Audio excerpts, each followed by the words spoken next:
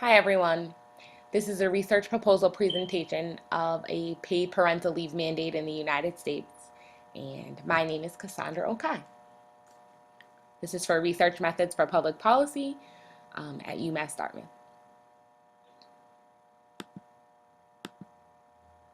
What is parental leave? Parental leave is a time a mother or father takes from work following the birth or adoption of a child.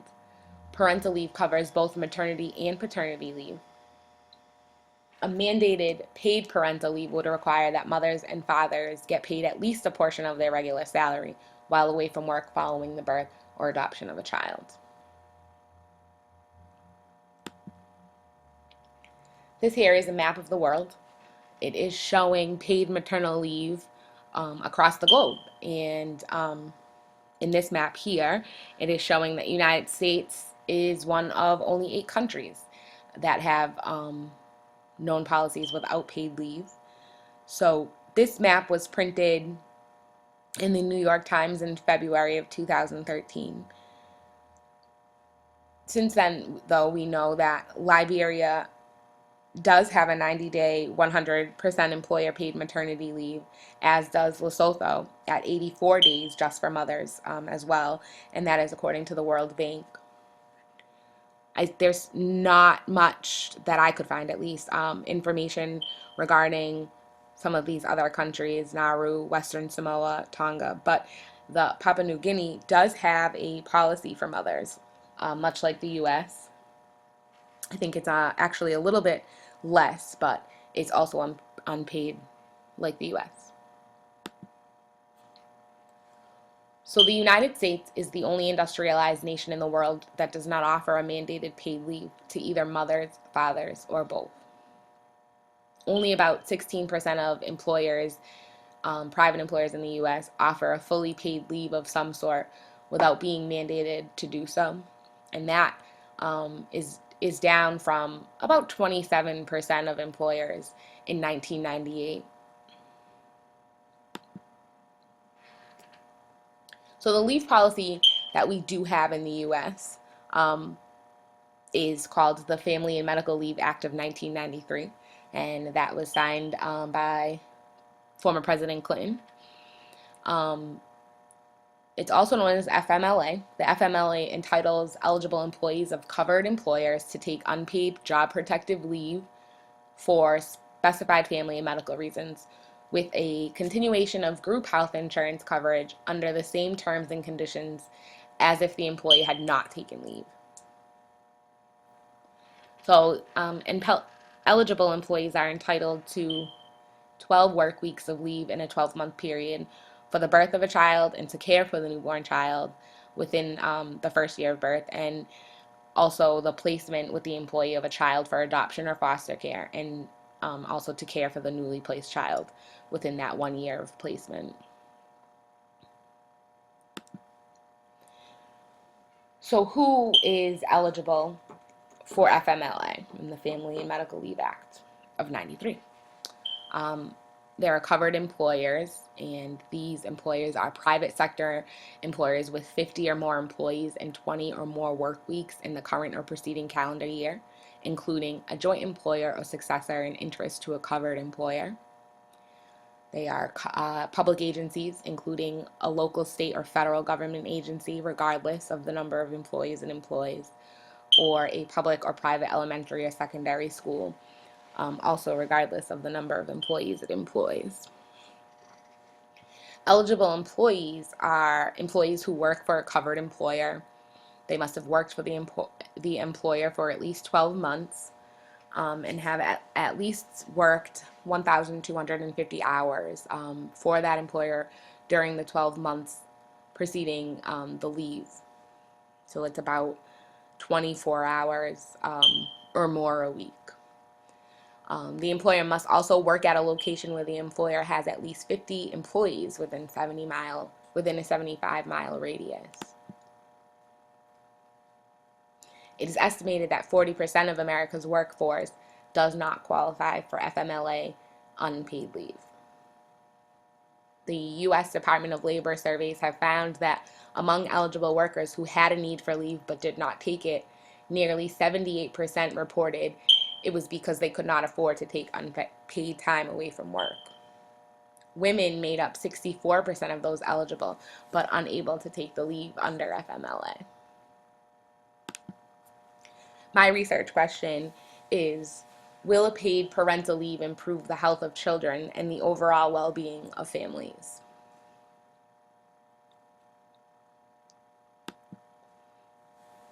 I intend to measure this question using infant mortality rates, breastfeeding, parental involvement, health of mothers, and the family's economic changes.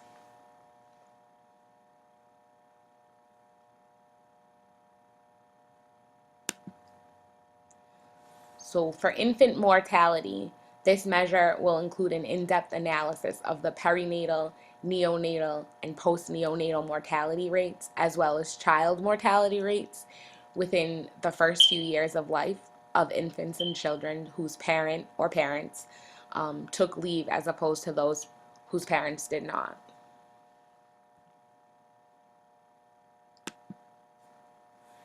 Breastfeeding is the second measure I will use. Breastfeeding has been shown to lower illnesses and hospitalization rates for infants, as well as adding some benefits to women's health, like lower occurrences of ovarian cancer. This measure will include data regarding the rates of breastfeeding by mothers who take leave and those that do not, and the health benefits associated with breastfeeding for the first 6 months of a child's life. Parental involvement is the next measure. Studies have shown that fathers who take leave within the first few weeks of his child's life are more likely to be involved over time and to take a more active approach in raising his children than fathers who do not take leave. So this measure will look into the benefits associated with taking leave as it relates to the direct parental involvement in a child's care.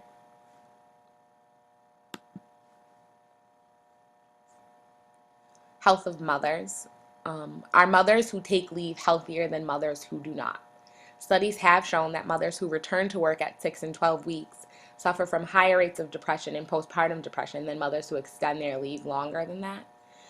So this measure will be used to examine the benefits of a healthy mother to the well-being of the child and family as a unit, and whether or not paid parental leave has an effect on a mother's health, and if so, to what degree.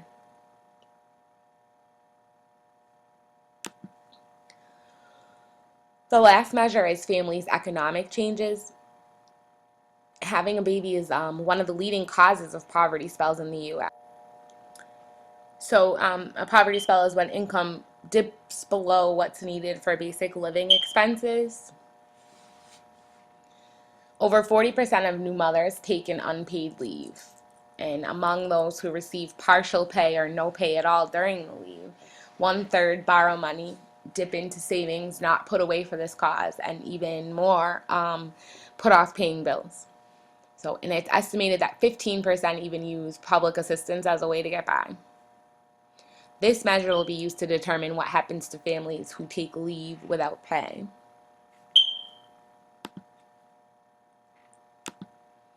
Answering the research question. First, in order to do so, my research must show that a parental leave has an effect one way or another on the health and/or well-being of families. I must also show that a paid leave makes a case either for or against the betterment of the child and/or family, and why.